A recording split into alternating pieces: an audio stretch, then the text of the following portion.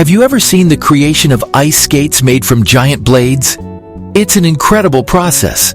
With the flip of a switch, the sharp blades cut through the ice surface, leaving a trail wherever they go. If the owner of the ice rink found out, they would be blacklisted immediately. But to create these ice skates, the person had to sacrifice their own chainsaw, dismantling it for the blades.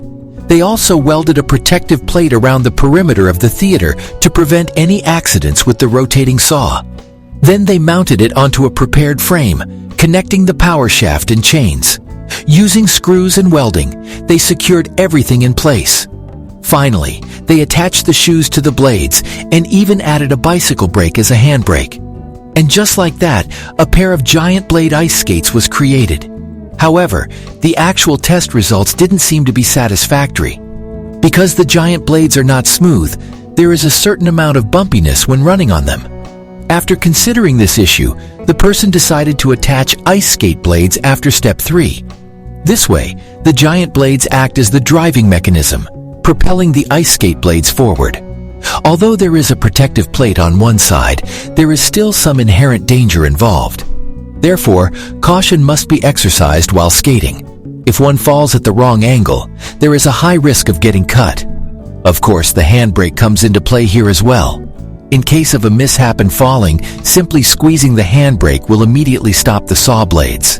So, after watching this, would you like to try them on and take a few laps? Have you ever seen a robot pulling a rickshaw? Setting aside the experience itself, just creating such a contraption is quite a task.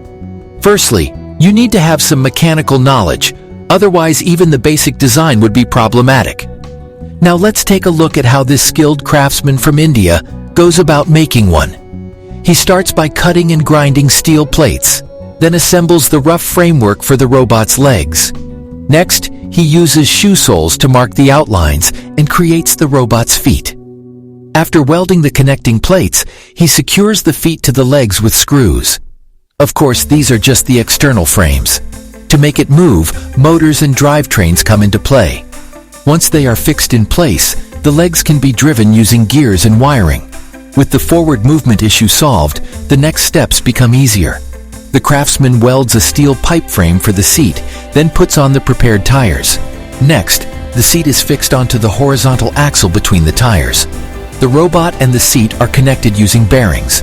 Then, a rope is threaded through each side, making it easier to control the direction.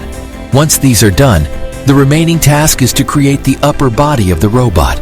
An iron drum serves as the body, while 2 water pipes become its arms. Then a cute head is attached. A coat of paint is applied, and voila! The robot rickshaw is completed. Sitting on it and driving through the streets, it garners full attention from onlookers.